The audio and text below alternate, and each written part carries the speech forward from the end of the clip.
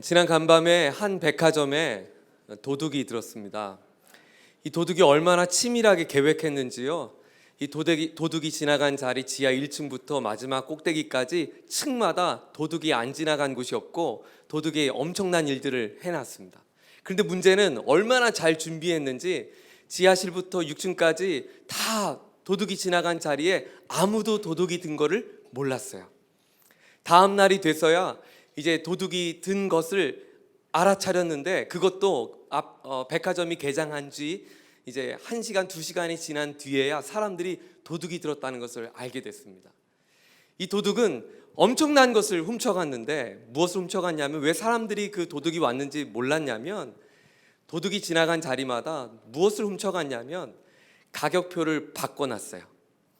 10,000원짜리를 10만 원으로, 10만 원짜리를 10,000원으로, 50만 원짜리를 5만 원으로, 그리고 5만 원도 안 하는 거를 또 50만 원으로 바꿔놓은 거예요. 처음 개장하고 사람들이 와, 이거 엄청 싸네, 나는 생각보다 더 비쌀 줄 알았는데 너무너무 신이 좋아서 샀습니다. 또 어떤 사람은 이게 사실 10,000원 정도밖에 되는 가치가 안 되는데 이 가격표가 10만 원 붙어 있어서 10만 원인 줄 알고 10만 원을 주고 지불하고 산 것입니다. 도둑이 지나간 자리마다 아우성이 되었고 사람들은 난리가 났어요. 사랑하는 여러분, 지난 간밤에 우리에게 도둑이 찾아왔습니다. 우리에게 찾아온 도둑은 소중한 가치를 하찮은 가치로 바꿔버렸습니다. 이 도둑이 지나간 자리마다, 곳곳마다 정말 중요하고 귀중한 것을 너무나 가치 없는 것으로 바꿔놨고, 아예 쓰레기와 같은 너무나 가치 없는 그것을 이 도둑이 지나간 자리마다 우리는 소중한 가치로 바꿔버리는 일들이 벌어졌습니다. 가족의 소중한 가치를 잃어버렸습니다. 부모님이라고 하는 소중한 가치를 잃어버렸습니다. 부모님과 마주하며 식탁에 대화를 나눈 것이 언제였는가 싶습니다. 친구들과 카페에 앉아서 차를 마시고 커피 한 잔을 하는데 그 친구가 요즘 어떻게 지내는지, 그 친구의 표정은 어떤지, 지금 그 친구는 요즘 건강 상태는 어떤지 대화 나눌 겨를 없이 우리는 다 그 가치를 잃어버린 채 핸드폰을 보고 있습니다. 내 소중한 젊음 20대라는 것이요, 너무너무 귀한 가치인데 이 20대를 돈으로 주고도 살 수 없어서, 이 젊음을 돈으로 주고 살 수 없어서, 이 젊음이 갖고 싶어서 지난 정부 때 대통령께서도 이 젊음 사겠다고 주사도 맞고 하지 않으셨어요? 결국 이제 큰 집에 가셨는데, 이 젊음이 그렇게 좋은 건데, 이 젊음이 나의 대통령직을 바꿔서라도 갖고 싶은 건데, 이 젊음을 내가 얻고 싶어서 단 하루라도 더 예뻐지고 더 젊어지고 싶은 것이 이 소중한 가치인데, 우리 지난 간밤에 우리에게 찾아온 이 도둑이 우리 이 소중한 젊음을 아주 하찮은 것으로 바꿔버렸어요. 방황하는 것으로 바꿔버렸어요. 아주 쓰레기와 같은 것으로 바꿔버렸어요. 내 몸의 아름다움을 치장하는 것으로 내 마음의 아름다움의 소중한 가치를 바꿔버렸어요. 내게 정말 소중한 친구의 소중한 가치를 이 땅에 아무것도 아닌 것 앞에 금방 바꿔버렸어요. 순결이라고 하는 것은 너무너무 고귀한 가치예요. 하나님이 우리 인생 가운데 주신 고귀한 가치인데, 그 순결이라고 하는 가치를 지난 간밤에 우리에게 찾아온 도둑이 가치를 바꿔버렸어요. 거짓된 사랑과 바꿔버렸어요. 장난으로 바꿔버렸어요. 스쳐 지나가는 만남의 추억으로 바꿔버렸어요. 우리 소중한 시간을 이 간밤에 찾아온 도둑이 바꿔버렸어요. 여러분의 삶에는 무엇이 바뀌었나요? 여러분은 정말 우리에게 소중한데 지난 간밤에 우리에게 찾아온 이 도둑 때문에, 문제는 도둑이 든 줄 모르는 거예요. 문제는 이 도둑이 지하 1층부터 마지막까지 다 이것을 바꿔놨는데, 문제는 이 백화점에 들고 나는 왔다 갔다 하는 고객된 우리들은 이것이 바뀐 줄 모르고 뒤죽박죽된 줄 모르고 살아가고 있는 거예요. 예수님이 왜 이 땅에 오셨는가? 예수님이 이 땅에 오신 것은 도둑이 빼앗은 그 가치를 회복시키기 위하여 오셨습니다. 예수님이 왜 이 땅에 오셨는가? 인생의 소중한 가치를 잃어버린 저와 여러분에게 다시 한번 그 인생의 소중한 가치가 무엇인지 말씀해 주기 위해 오셨습니다. 예수님이 왜 이 땅에 오셨는가? 이 땅에 하나님께서 우리에게 주신 하나님 나라의 아름다운 가치를 잃어버린 이 땅에 다시 회복하기 위하여 예수님은 우리에게 오셨다는 것입니다. 사랑하는 여러분, 저는 오늘 이 아침에 드려진 예배를 통하여 우리 안에 잃어버렸던 가치가 회복되는 은혜가 있기를 축원합니다. 특별히 저는 오늘 하나님의 말씀을 묵상하면서 오늘 우리가 잘 아는 아주 유명한 이야기 하나를 여러분과 좀 나누려고 해요. 오병이어의 기적이죠. 많은 이야기들이 에피소드들이 있는데요, 예수님의 행적을 기록했던 많은 에피소드들이 있는데 오병이어의 기적만 마태, 마가, 누가, 요한복음이 모두가 기록한 유일한 이야기예요. 예수님의 십자가 사건을 제외하고 예수님의 많은 행적들, 많은 에피소드들 가운데 마태가 이야기했던 이야기, 누가가 이야기했던 이야기, 마가가 이야기했던 이야기, 그리고 세 권이 다 만들어진 다음에 거기에 쓰여지지 않은 이야기를 요한이 마지막으로 정리를 했는데, 그 이야기들 중에 유독 이 이야기만 4명의 기자가 계속해서 주목하고 또 기록했다는 것을 우리는 오늘 좀 우리가 생각해 볼 만합니다. 남자 수만에서 5천 명이 어린아이의 작은 도시락으로 배불리 먹은 사건입니다. 그야말로 장관이었겠죠. 이날 어린아이가 들었던 도시락은 보잘것없는 물고기와 그리고 보리빵으로만 빵이었어요. 작은 그 물고기는 큰 연어 이런 거 아니에요. 그 아주 작은 물고기, 그 물고기를 마치 우리로 표현하자면 장아찌? 그래서 이 보리빵이 워낙 뻑뻑하고 간이 돼 있지 않으니까 이 물고기를 빵에 얹어서 먹는 용도였어요. 그런 물고기예요. 그 물고기 2마리와 보리빵 5개가 작은 어린아이가 먹는 도시락. 여러분, 어린아이의 도시락은 여러분의 도시락과 다르다는 것을 믿으시기 바랍니다. 네, 어린아이의 도시락이에요. 주먹만한 도시락. 이 아이가 얼마나 신났냐면, 얼마나 신기했냐면, 내가 먹으려고 우리 엄마가 싸준 이 도시락을 여기 있는 남자만 5천 명이니까 어린아이 여자까지 다 하면 대략 15,000에서 2만 명, 2만 명의 사람들이 내 도시락 똑같은 걸 다 먹고 있는 거예요. 지금 분명히 나는 내 도시락 하나 있는데 나랑 똑같은 도시락을 옆에 있는 아저씨도 먹고 앞에 있는 아줌마도 먹고 다 먹고 있는 거예요. 그리고 배불리 먹었다는 거예요. 엄청난 감동이었고 놀라움 자체였겠죠. 여러분, 만약에 누군가에게 여러분이 예수님의 이야기를 소개해주고 싶다면 여러분, 예수님의 많은 스토리 가운데 어떤 이야기를, 에피소드를 뽑고 싶어요? 마리아가 잉태됐던 장면들, 또 저 같으면 예수님이 바다 위에 걸었던 건 꼭 기록하고 싶어요. 그리고 향유옥합을 깨뜨린 여인의 이야기도 참 아름다우니까 그것도 넣고 싶어요. 또 특별히 제가 좋아하는 이야기인데 거라사인의 광인에 귀신 들렸던 한 사람을 찾아가신 예수님의 이야기도 듣고 싶어요. 많은 이야기들이 있겠는데 왜 유독 이 이야기만은 내 복음서를 기록했던 기자들이 모두가 주목하고 다 우리에게 들려주고 싶은 이야기였을까요? 생각해 볼까요? 왜 이 기자들은 우리에게 이야기를 들려주고 싶었을까? 첫 번째, 너무 놀라운 사건이었다. 너무 엄청난 사건이어서 이야기를 기억이 안 날 수가 없었고 꼭 전해주고 싶었고, 많은 이유들이 있겠죠. 빵을 없었던 그 배고팠던 많은 사람들을 한꺼번에 먹였던 그 일들, 아마 오늘 이런 기적이 일어나면 우리 예배 후에 여러분 같이 배불리 먹으면 얼마나 좋겠어요. 그런 일들이 일어나기를 사모하는 마음으로 기록했을까? 곰곰이 묵상하면서 이 본문을 묵상하다 보니까 내 복음서 기자들이 우리에게 전하고 싶었던 아주 중요한 메시지가 있는데, 그것은 예수님이 이 땅에 오신 목적을 이 이야기가 정말 잘 기록했어요. 이 이야기의 스토리야만큼 예수님이 이 땅에 오신 이야기, 하나님께서 우리에게 들려주고 싶은 메시지, 예수님을 왜 이 땅에 보내셨는가, 그 이야기를 너무나 잘 묘사했던 이야기였다는 거예요. 어쩌면 오늘 이 기적이 가져다 준 놀라운 파급도 중요하겠지만, 가치였겠지만, 이 스토리를 통해서 우리는 예수님이 누구신지, 그리고 예수님 안에 살아가는 우리의 삶이 무엇인지, 그리고 하나님이 꿈꾸시는 그 하나님의 나라가 무엇인지 우리는 다시 한번 생각해 볼 수 있습니다. 저는 그것을 하나님 나라의 아주 위대한 가치임을 오늘 발견하고 여러분과 함께 그 가치를 함께 나눠보고자 합니다. 사람들은 부흥을 좋아합니다. 사람들은 엄청난 이런 놀라운 파급적인 효과 나는 것을 꿈꾸죠.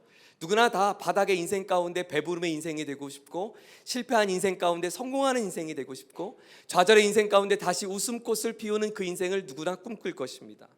내가 낮은 자리를 원하는 사람은 없을 것이고, 높은 자리를 원할 것이고, 어떤 빈 들을 원하는 사람은 없을 것이고, 누구나 다 배부름을 원할 것이고, 배부름만 있는 것이 아니라 그것을 풍족히 나눠지는 멋진 영향력 있는 삶을 우리는 꿈꾸게 될 것입니다. 어쩌면 이 이야기야말로 그런 부흥의 이야기를 잘 소개하는 것 같아요. 한번 상상해 봤어요. 우리가 한번 이 벳세다 들판에 있는 우리 군중이라고 생각해보고, 아니 내가 그 어린아이라고 생각하고, 또 내가 제자라고 생각하면 오늘 이 사건이야말로 진짜 재밌는 일이에요. 제가 만약에 이 똑같은 사건을 오늘 경험한 거예요.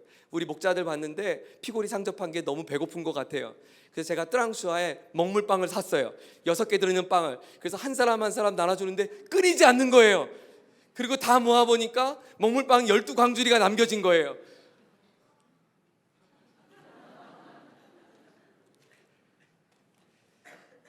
근데 여러분, 오늘 이 자리에 계신 예수님의 표정을 여러분 한번 생각해 본 적이 있어요? 오늘 저는 여러분과 함께 예수님의 얼굴을 함께 같이 주목하려고 그래요. 놀라운 사람들의 표정 말고, 그 아이가 입이 쫙 벌어져서 우와 하는 표정 말고, 오늘 이 자리에 계신 예수님의 표정을 한번 상상해 봤으면 좋겠어요. 근데 충분히 상상이 되는 스토리의 흔적들이 남겨 있어요. 오늘 예수님이 이 벳세다 들판까지 오기까지 여러 가지의 소식을 듣게 됩니다. 예수님이 이 자리에 어떻게 오게 됐는지 한번 들어보세요. 오늘 본문의 13절은 이렇게 시작합니다. 13절 우리 다 같이 한번 읽어보죠. 13절 시작. 예수께서 들으시고 거기에서 배를 타고 따로 외딴 곳으로 물러가셨다. 예수께서 그 말을 들으셨다. 그리고 예수님께서 그 말을 들으시고 따로 외딴 곳으로 가셨다. 예수님께서 어떤 소식을 듣게 됐어요? 여러분, 이것을 마태가 놓치지 않고 기록했다는 것을 여러분도 함께 놓치지 않아야 돼요. 예수님이 무슨 소식을 들었냐면, 그리고 이 소식은 오늘 예수님의 하루의 일정을 아주 슬프게 만들어봤어요. 이 소식은 예수님의 소중한 친구, 예수님의 소중한 동료, 예수님에게는 소중한 목자와 같은 나의 믿음의 동역자 침례 요한이 죽었다고 하는 소식이었습니다. 나의 가장 아끼고 나를 사랑하고 나에게 침례를 베푼 그 요한이 죽었다고 하는 소식입니다. 그냥 그가 교통사고로 죽은 게 아니에요. 병들어서 죽은 게 아니에요. 그는 어떻게 죽었냐면 미치광이 왕에 의해서 어처구니 없이 목이 베어지는 참수형을 당했습니다. 그 미치광이 왕은 근친상간으로 불경스럽고 부도덕한 왕이었고, 그 왕의 이름은 헤롯 안티파스였는데, 헤롯 안티파스가 자기 형제의 와이프를 갖고 싶어서 근친상간을 해서 그 잘못된 부도덕한 일을 요한이 지적하자 이 헤롯 안티파스가 침례 요한을 잡아들고 그를 목을 벤 것입니다. 이 제자들이, 예수님의 제자들이 예수님 큰일 났어요. 예수님 무슨 일인데? 사색이 되어 있는 제자들의 얼굴의 표정 속에는 차마 말 못할 이야기들이 담겨 있는 것 같아요. 두 눈에는 눈물이 흥건하게 젖어 있어요. 예수님도 짐작하셨겠죠. 요한이 죽은 거예요. 나를 위해서, 나의 앞길을 예비하기 위해서 광야에서 석청을 먹으며 허리에 가죽띠를 띠고 낙타털옷을 입으며 하나님 나라가 임하기를 도래를 기대하며 하나님을 예비하였던 그 요한이 죽은 거예요. 많은 사람들이 요한을 지지하고 따를 때 내가 주인공이 아니라 내 뒤에 오시는 이가 주인공이라고, 예수님을 바라봐야 한다고, 여러분 회개하셔야 된다고 외쳤던 그 설교가가 죽은 거예요. 하나님의 나라를 함께 꿈꿨던 믿음의 동역자가 죽은 거예요. 하나님의 나라를 꿈꿨기 때문에, 그 하나님의 아름다운 거룩함을 추구했기 때문에 그가 죽은 거예요. 예수님이 그 슬픈 마음 속에 제자들과 함께 잠시 다른 곳으로 발걸음을 옮기고 싶으셨어요. 그런데 예수님이 슬퍼만 할 수 없었어요. 또 하나의 소식이 들려왔어요. 이번에 두 번째 소식은 예수님 큰일 났습니다. 무슨 일인데? 마태복음 14장 1절, 오늘 본문이 시작되는 마태복음 14장 1절에 보면 헤롯 왕에 대한 이야기를 소개하고 있는데요. 헤롯이 예수의 소문을 듣고서 자기 신하들에게 말했다. 헤롯이 예수님에 대한 소문을 들었다는 것을 기록해요. 그런데 누가는 이 장면을 조금 더 이렇게 더 자세하게 기록했어요. 누가복음 9장 9절을 같이 한번 읽어보겠습니다. 그러나 시작. 그러나 헤롯은 이렇게 말하였다. 요한은 내가 목을 베어 죽였는데 내게 이런 소문이 파다하게 들린 사람은 누구인가? 그는 예수를 만나고 싶어요. 두 번째 소식이 들려오는데 헤롯 안티파스 미치광이 왕이 예수님을 만나고 싶다고 하는 소식이에요. 그냥 헤롯이 궁금해서 만나고 싶었을까요? 야, 예수라는 사람 도대체 어떤 사람인데 나도 한번 만나보고 밥 한 끼 먹고 싶다, 차 한잔 하고 싶다, 이런 만남이었는가? 아니에요. 누가복음 13장 31절에 보면 당시 바리새인들이 증언하는 증언을 보면 헤롯 왕의 심리를 알 수 있어요. 같이 한번 읽어볼까요? 시작. 이거 아니에요? 누가복음 13장 31절. 제가 읽어볼게요. 나오네요. 같이 읽어보죠. 시작. 여기에서 떠나가십시오. 헤롯 왕이 당신을 죽이고자 합니다. 두 번째 소식은 헤롯 왕이 나를 죽이겠다고 하는 위협의 소식이었어요. 여러분, 예수님의 표정을 조금 짐작해 보시겠죠? 예수님의 표정 한번 지어볼까요? 이건 슬퍼해야 돼. 근심해야 돼. 지금 내 사랑하는 동료 제자였던 나의 요한이 죽은 것으로도 큰 슬픔인데,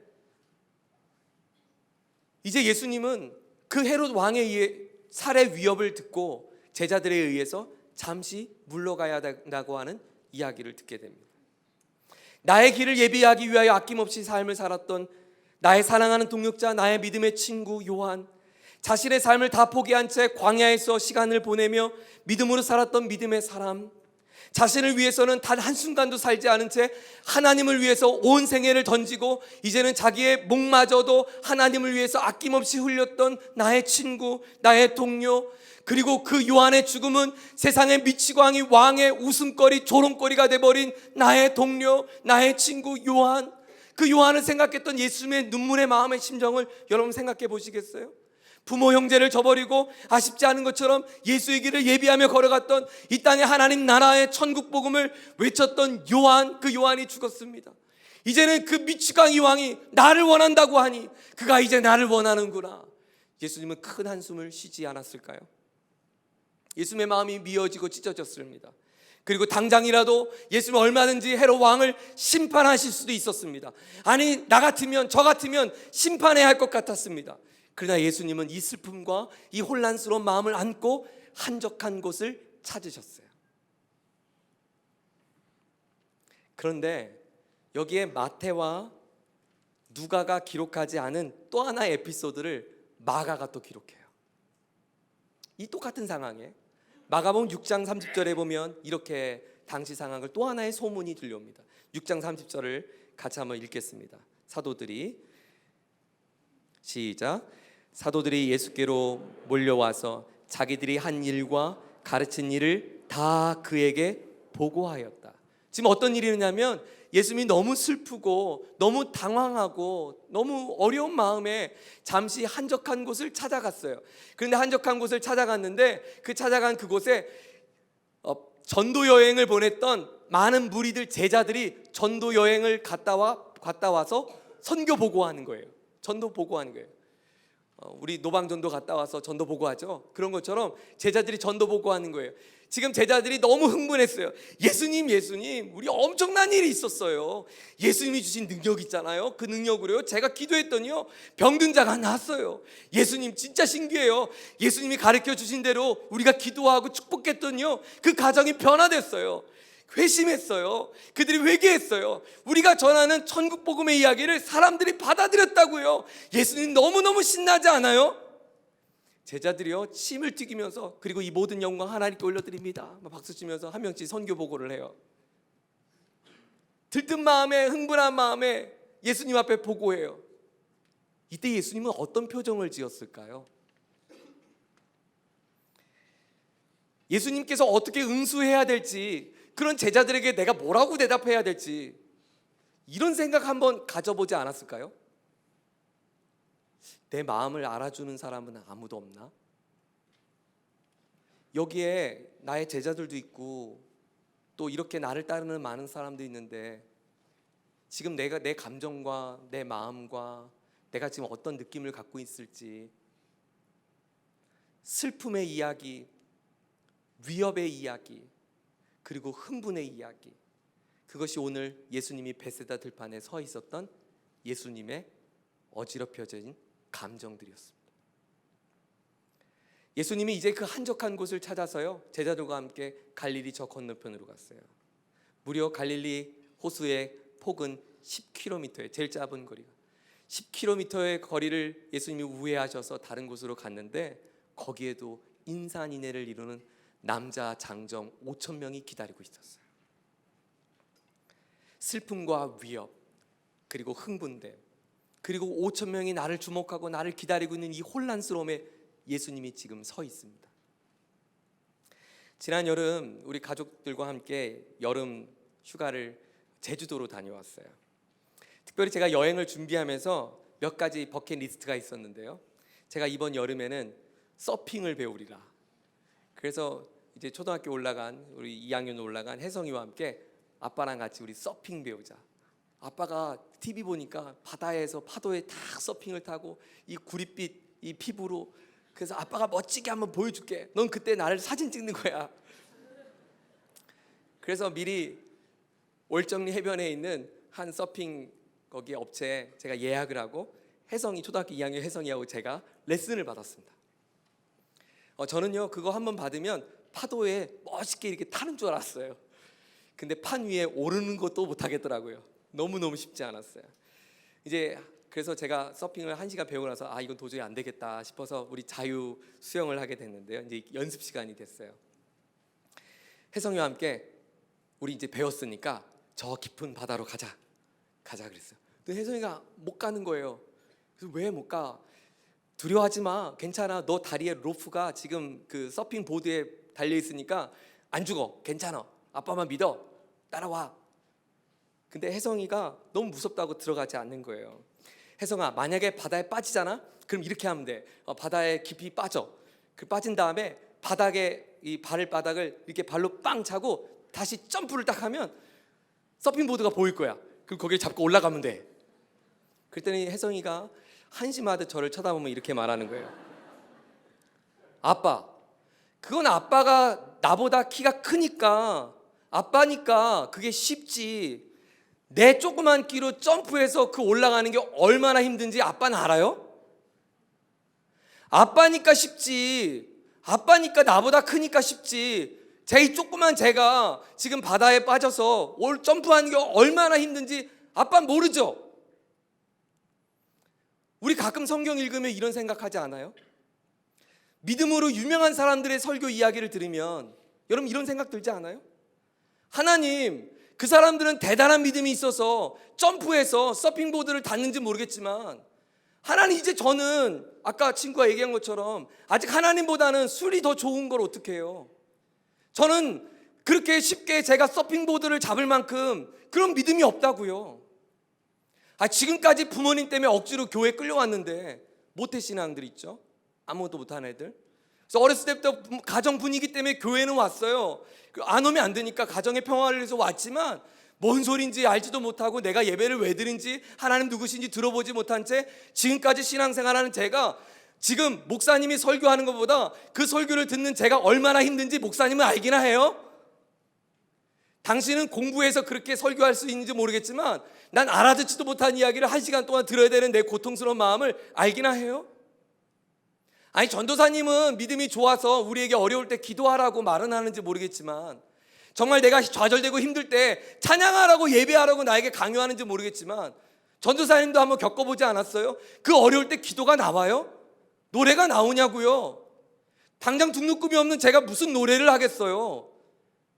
전도사님이 오랫동안 신앙생활에서 하나님을 잘 알아서 서핑보드를 잘 잡은지 모르겠지만 저에겐 지금 이게 너무 깊은 바다라고요. 지금 제가 예배드릴 기분 아닌 거 아직도 모르겠어요? 제가 아직 기도할 기분이 아닌 거 아직 정말 몰라요? 마치 성경을 읽다 보면 하나님은 정말 내 마음을 알고 있긴 하나, 하나님은 정말 내 상황을 알고나 지금 하는 얘기인가, 지금 하나님은 내 상황을 꼭 고려하고 지금 메시지를 하는 건가 의구심이 들 때도 있어요. 근데 여러분, 오늘 벳세다 들판 가운데 있는 예수님이 그런 질문이 있는 우리들에게 어떤 이야기를 해줄 수 있을까요?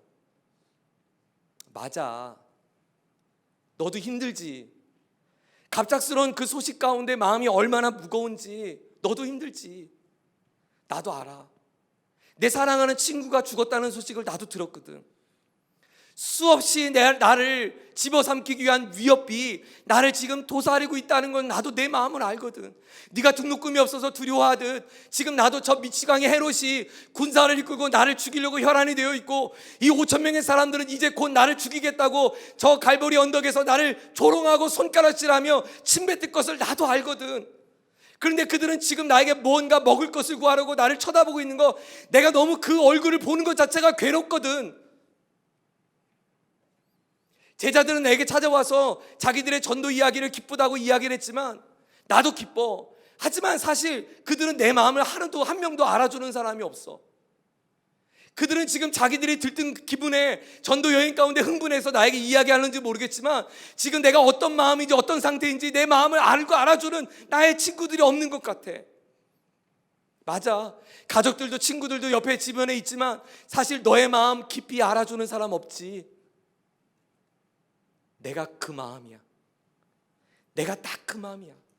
내가 지금 딱 그 상황이란다. 너의 마음을 깊이 위로할 친구가 없는 딱 그 마음, 내가 그 마음이란다. 여러분, 오늘 예수님이 우리에게 이렇게 말씀하지 않을까요? 사랑하는 딸아, 사랑하르다, 내가 내 마음을 너무 잘 안단다. 여러분, 하나님께서 이 땅에 예수님을 보내신 위대한 가치 한 가지는, 첫 번째는 이것입니다. 하나님은 왜 이 땅에 예수님을 보내셨는가? 바로 저와 여러분의 그 마음을 공감하기 위해서 오셨습니다.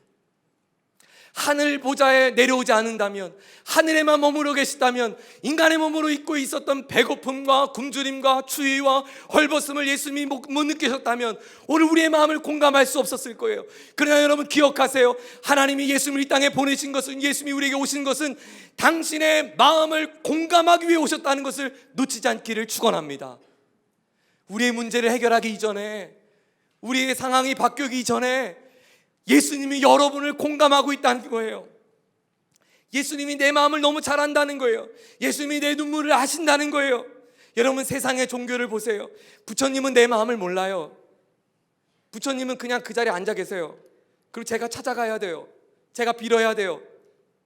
그래야 들어줄까 말까예요. 알라는 제가 동쪽을 향해서 기도해야 돼요. 그래야 하루에 5번씩 기도해야 돼요. 그래야 알라는 제 마음을 알아줄까? 몰라요. 왜? 부처님이나 알라는 모두가 다 사람이 만든 우상이기 때문에 그래요. 그러나 하나님은 우리의 마음을 아신다는 거예요. 여러분, 이것은 엄청난 복음입니다. 하늘에 계신 하나님이 저와 여러분의 상황을 아신다.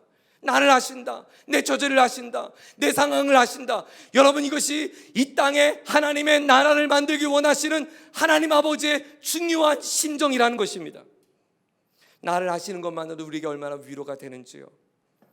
하나님이 꿈꾸시는 나라는 하늘 꼭대기의 나라가 아니라는 거예요.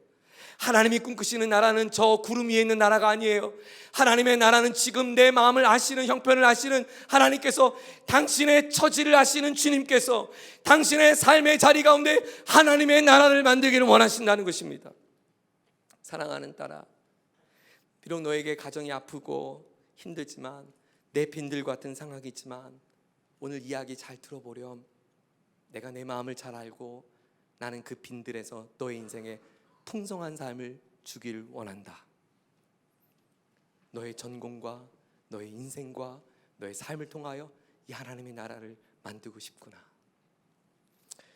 둘째로 하나님 나라의 위대한 가치 한 가지를 또 살펴보기 원하는데요. 첫째는 공감이란 거고, 두 번째는 긍휼입니다. 예수님은 사실 당신의 슬픔을 피해서 갈릴리 바다로 오셨다고 제가 여러분에게 설명을 드렸어요. 수많은 군중이 아닌 진정으로 내 마음을 위로해 줄 나의 소중한 친구들과 함께 마음을 달래기 위해 오셨겠죠. 다른 날은 몰라도 오늘만큼은 잠시 예수님도 쉬고 싶었는지도 모르겠어요. 이건 제 상상이에요. 아마도 예수님은 많은 사역들을 해오셨으니까 그냥 제가 생각하기에는 그냥 예수님 좀 쉬세요. 오늘은 그냥 지금 이게 지금 사역할 때가 아니에요. 지금 우리 잠시 우리 좀 쉬었으면 좋겠어요. 그럴 만도 한데 예수님은 그러지 않으셨어요. 아니, 그럴 수가 없으셨겠죠. 왜냐하면 그곳에서 나를 기다리는 수많은 군중들이 있다는 것을 알았기 때문입니다.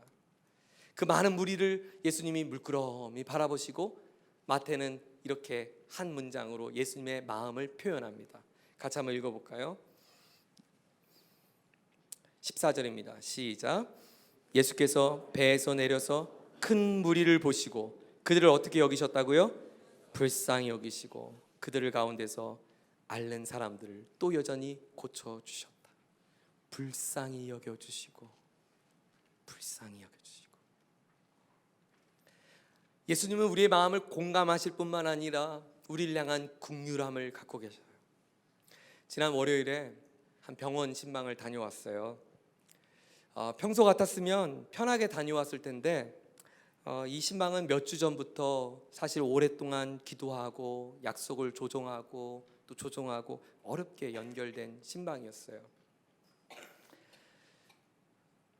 신촌에 있는 세브란스 병원을 갔는데요. 병원이 엄청 크더라고요. 거기 병원에 여러 가지 병동이 유명하지만 세브란스 병원의 또 유명한 병동이 바로 암 병동이에요.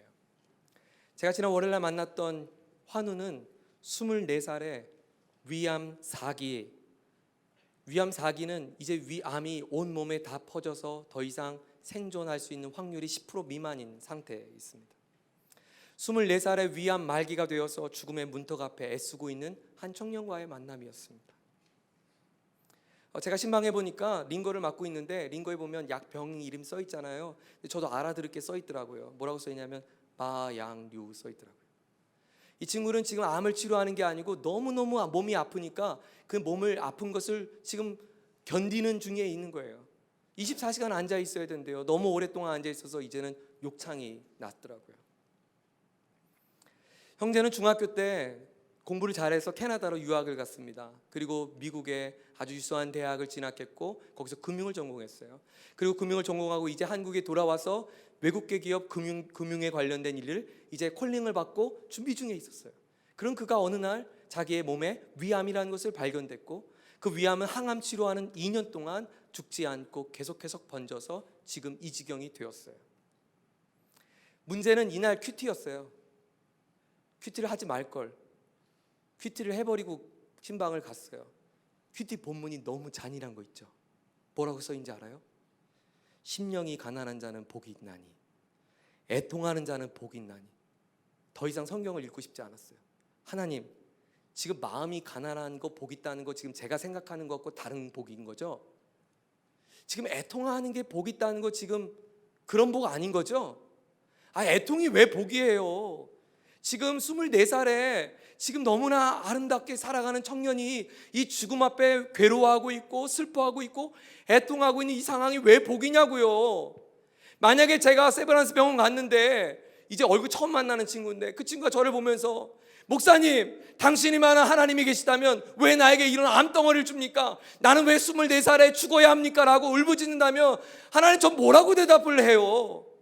그리고 오늘 하필 큐티가 또 이런 거예요. 또 애통하는 자가 왜 복이에요? 이 형제의 삶의 흔적을 보면 지난 2년 동안 가족들 모두가 행복이라는 거, 복이라는 걸 잊고 살았어요.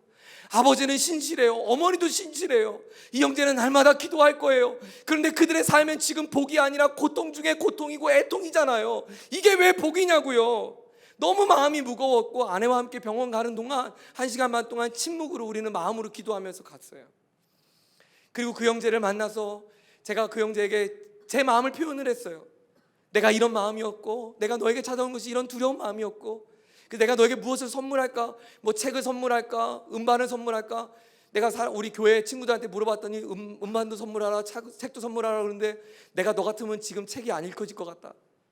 그래서 목사님이 서점에 갔더니 조그만 십자가가 있길래 내가 너에게 줄 수 있는 것은 예수님밖에 없는 것 같아서 이 십자가를 너에게 준다. 그리고 제가 진심을 담아서 그 아이를 기도해주고 이제 1시간 동안 만남을 갖고 자리에 일어서려고 했어요. 근데 그 친구가 그 무거운 힘을 일어나려고 하는 거예요. 링거를 잡고 일어나려고 해서 아니야 괜찮아, 일어나지 마 괜찮아, 목사님 갈 수 있어, 다음에 우리 또 만났으면 좋겠어, 일어나지 마, 건강하길 기도할게. 근데 그 형제가 저를 부르는 거예요. 목사님, 그리고 저에게 이렇게 말해요. 목사님, 다음번에도 목사님 또 한 번 만나고 싶어요. 그래서 저에게 뭐라고 얘기했냐면, 목사님, 제가 목사님 손 한번 악수 한번 해봐도 돼요? 제가요 그때 눈물이 왈칵 쏟아졌어요. 왜냐하면 제가 지금 감기 기운이 있어갖고 제 감기가 혹시라도 이 위암인 친구에게 옮겨지면 더 힘드니까 제가 아이의 손도 못 잡고 이렇게 멀찌감이 떨어져서 내 침도 튀일까봐 정말 조심하면서 기도하면서 시간을 보냈는데, 그리고 내가 이 아이의 마음이 혹시 상할까봐 내가 혹시 꼰대 같은 목사님 와갖고 하나님 바라봐 기도해 뭐 이렇게 얘기할까봐, 그래서 그 아이는 뭐 날 째려보고 뭐 저런 게 다 있어 막 이런 마음으로 1시간 동안 신방을 하면 어떻게 될까, 이런 두려운 마음이 있었던 저에게 이 아이가 위로해 주는 거예요. 아니, 저는 지금 그 아이를 위로하러 갔는데 그 아이가 제 손을 잡아주며 위로하는 거예요. 목사님 괜찮다는 거예요. 당신의 마음을 제가 위로하겠다는 거예요. 아니, 지금 생존율 10% 미만에 있는 아이가 뭘 저를 위로하냐고요.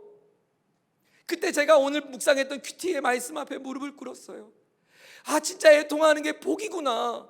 우리가 함께 그리스도 안에서 애통할 때 우리가 줄 수 없는 하나님이 주시는 긍휼함이 있구나. 하나님이 우리를 위로해 주시는구나.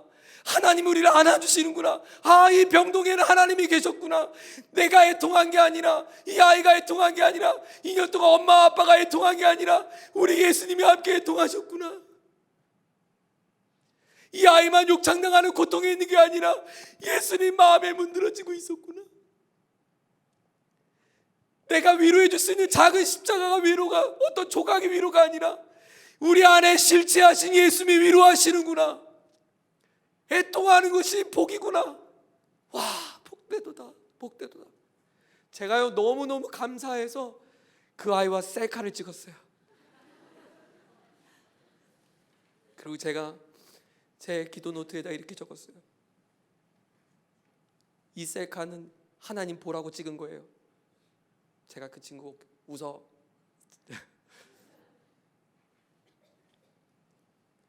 하나님 나라의 중요한 예수님의 가치는 긍휼입니다. 예수님이 무엇을 긍휼하게 여기셨는가? 목자 없는 양과 같은 저들이 긍휼을 불쌍한 거예요. 주인을 잃어버린 저들이 불쌍한 거예요. 소망을 잃어버린 채 마약류라고 하는 링거를 붙잡고 살아간 인생이 불쌍한 거예요. 자신의 삶을 원망하고 살아갈 수밖에 없는 이 땅의 인간이 불쌍한 거예요. 그들의 허기진 배를 움켜쥐고 오늘도 한 끼의 식사를 연명해야 하는 인생이 불쌍한 거예요. 그들이 왜 이런 고통과 비참한 가운데 살아야 되는지 알지 못한 채 소망 없이 살아가는 그 자체가 불쌍한 거예요. 그래서 예수님이 오신 거예요. 사랑하는 여러분, 여러분의 삶이 빈들입니까? 여러분의 삶이 곤고함입니까? 당신의 삶에 주께서 흘리시는 눈물이 있음을 기억하십시오. 뿐만 아니라 당신의 삶은 이제 하나님 나라의 기적이 되는 위대한 재료가 될 것입니다. 도전합니다. 예수님의 마음이 긍휼이었다면 이제 우리에게 하나님 주신 하나님 나라의 가치를 우리가 함께, 주님은 이 긍휼의 마음을 품기를 원하십니다. 우리가 함께 아파하며 울어야 할 나의 믿음의 친구는 누가 있을까요? 내가 애통해야 할 것은 누구일까요? 내가 애통해야 할 대상은 누구일까요? 사랑하는 여러분, 나의 아픔도 애통해야 되고 나의 친구의 아픔도 애통해야 되고 우리 가족들의 아픔도 애통해야겠지만 진짜 애통해야 할 것은 바로 이 시대를 살아가는 젊은이들을 바라보며 우리가 애통해야 하지 않을까요? 이 민족을 바라보며 우리는 언제 애통해 보셨어요? 이 정치계를 바라보며 언제 애통해 보셨어요? 경제계를 바라보며 언제 애통해 보셨어요? 저 매스미디어를 바라보며 언제 애통해 보셨어요? 문화를 바라보며 언제 애통해 보셨어요? 여러분의 전공하는 음악계를 바라보며 언제 애통해 보셨어요? 얼마 전에 수재인 한 목자가 사진을 전공하는데 이런 이야기예요. 자기가 목자 생활하며 믿음 생활하는 게 세상 친구들이 보면 너무너무 미친 짓인 거예요. 예수라는 친구들은 자유롭게 상상하고 신의 영역을 자질이 마음껏 뛰어넘을 것처럼 그렇게 논하는 그곳을 향해 당신은 언제 애통하며 울고 있냐는 거예요. 당신의 캠퍼스를 위해서 언제 울어보셨냐는 거예요. 제가 작년부터 우리 대학 지구 지체들 만날 때마다 너 어느 학교 다니니? 그 학교에 같이 기도 모임 만들자. 그래서 이 기도 모임 어디서 만들까 생각하다가 그래도 상징적인 학교에서 만들면 좋겠다 했는데 불교대학에서 시작했어요. 동국대 다니는 친구들 3사람과 함께 기도 모임을 시작했어요. 제가 그날 동국대 갔더니 정말 부처님이 서 계시더라고요. 그리고 부처님 앞에는 큰 코끼리가 있더라고요. 제가 부처님 마주 앉으면서 그 정원에 앉아서 기도했습니다. 참고로 동국대는 기독교 동아리가 세워지면 퇴학이래요. 그래서 어차피 퇴학은 쟤네들이 하는 거고 난 퇴학 당할 일 없으니까 제가 기도했습니다. 말이 그렇다는 거지. 또 뭐 이렇게 긍휼력이라니까 긍휼이 없네. 동국대에서 시작된 기도 모임이 또 기독교 대학에서 시작됐습니다. 한신대학교에서 기도 모임이 또 시작됐습니다. 여러분의 캠퍼스는 어디입니까? 같이 애통하십시다. 같이 긍휼하십시다. 같이 하나님의 은총을 구하며 그 자리에 같이 오십시다. 이 캠퍼스가 하나님의 나라가 임하게 하여 주옵소서. 한 가지 더 주목하고자 해요. 예수님이 이 기적의 상황을 어떻게 해결하셨는가요? 이 영혼의 갈급함은 물론이었고 육체의 배고픔을 안고 있어도 군중들에게서 예수님이 어떻게 풀어가셨냐면 예수님이 이런 해결책을 하셨어요. 좀 황당해요. 예수님 해결책 16절을 같이 한번 읽어보죠. 16절 같이 한번 읽어보겠습니다. 시작. 예수께서 그들에게 말씀하셨다. 그들이 물러갈 필요가 없다. 너희가 그들에게 먹을 것을 주어라. 지금 배고픈 사람들에게 예수님이 뭐라고 해결책을 줬냐면 해결책은 너희들이 줘. 아직 2만 명 있는 사람들한테 지금 너희들이 줘. 예수님이 무슨 카드로 돌리라는 것도 아니고 예수님이 어떻게 우리가 먹을 걸 준단 말입니까? 예수님 지금 농담하시는 거죠? 여러분 지금 너희들이 먹을 걸 주라는 거는 그냥 하신 말이겠죠? 빈말이겠죠? 예수님이 별뜻 없이 한 말이겠죠? 아니에요. 아주 중요한 포인트예요. 여기에는 우리가 꿈꾸는 하나님 나라의 위대한 가치가 담겨 있습니다. 그것은 동역이라는 것이에요. 동역, 함께함이에요. 예수님은 얼마든지 혼자서 돌을 들어 빵을 만드는 거 얼마든지 하실 수 있어요. 그러나 하나님은 이 모든 일들을, 예수님은 이 모든 엄청난 일들을 당신의 제자들과 함께하기를 원하셨어요. 이것이 하나님께서 하나님 나라를 만들어 가시는 아주 중요한 원칙입니다. 제자들에게 있는 것은 어린아이의 작은 도시락뿐이었습니다. 이것이면 충분하다는 거예요. 이것이면 너희들이 나와 동역할 수 있다는 거예요. 이것은 단 한 사람 먹기에도, 허기진 배를 채우기에도 부족한 작은 도시락이는지 모르지만 이 작은 도시락이 하나님 손에 올려지면, 하나님이 동역하시면 그 작은 도시락이 엄청난 배부르게 먹을 수 있는 뷔페가 될 수 있는 거예요. 예수님은 그것을 가져다가 하늘을 향해 우러러 바라보시고 축사하신 다음에 뭐라고 얘기하시냐면 제자들에게 너희들이 이제 이것을 가서 나눠주렴 그랬어요. 예수님이 하신 게 아니라 예수님이 이 일을 누구에게 지시하셨냐면 사람들, 제자들에게 함께 하라고 하셨어요. 무리들이 하라고 하셨어요. 예수님은 이 놀라운 엄청난 기적들, 엄청난 역사 현장 가운데 모든 것에 중심 되신 예수님은 이 사역을 누구와 함께 하길 원하는가? 바로 제자들과 함께 동역하길 원하세요. 예수님은 제자들에게 이 하나님 나라의 위대한 역사를 함께 감당할 수 있는 특권을 주신 것입니다. 하나님 나라 그 주인공이 가질 수 있는 기쁨을 맛보게 한 것입니다. 아름다운 동역입니다. 사랑하는 여러분, 하나님은 여러분과 동역하기를 원하고 계십니다. 빈들과 같은 가정 가운데 여러분과 동역하길 원하십니다. 빈들과 같은 직장생활 가운데 하나님은 여러분과 동역하길 원하십니다. 빈들과 같은 나의 캠퍼스에 하나님 여러분과 동역하길 원하십니다. 빈들과 같은 이 민족 가운데 하나님은 동역하길 원하십니다. 저 빈들과 같은 저 북녘 땅에 하나님은 우리와 동역하길 원하십니다. 지금도 하나님 알지 못하는 죽어가는 저 영혼들에게 하나님은 동역자를 찾고 있습니다. 사랑하는 지구촌 여러분, 사랑하는 지구촌의 젊은 여러분, 우리의 캐치플레이는 민족주의와 세상 변화, 이것은 구호가 아닙니다. 이것은 하나님 나라의 가치입니다. 하나님은 우리와 함께 동역하기를 원하십니다. 전 이번 수련회 가운데 우리가 함께 결단하는 시간 되기를 소망합니다. 하나님, 제가 이 캠퍼스 가운데 하나님의 동역자가 되겠습니다. 하나님, 무너진 가정에 제가 하나님의 동역자가 되겠습니다. 하나님, 저희 미술 전공에 하나님의 동역자가 되겠습니다. 하나님, 저의 경영학의 전공 가운데 하나님의 동역자가 되겠습니다. 하나님, 저의 사회복지 영역 가운데 하나님의 동역자가 되겠습니다. 오 주님, 지금 저에게는 도시락에 불과하지만 이것을 주 앞에 드립니다. 하나님, 써 주시옵소서. 동역자를 찾으시는 하나님 앞에 오늘 이 시간 우리가 함께 반응하지 않으시겠어요? 이제는 우리가 드려야 할 때입니다. 이제는 우리가 고백할 때입니다. 이제 우리가 반응할 때입니다. 주님, 제게는 어린아이 도시락에 불과하지만 이거 있습니다. 제 삶을 주께 드리겠습니다. 주님, 지금은 희망이 보이지 않는 가정이지만 하나님이 하시면 우리 가정도 부흥이 일어날 수 있습니다. 주님 드리겠습니다. 저의 헌신과 저의 눈물과 저의 동함을 받아 주옵소서. 하나님 나라의 유명한 동역자요, 하나님 앞에 존귀하게 쓰임받는 우리 지구촌의 젊은이들 되기를 주의 이름으로 축원합니다.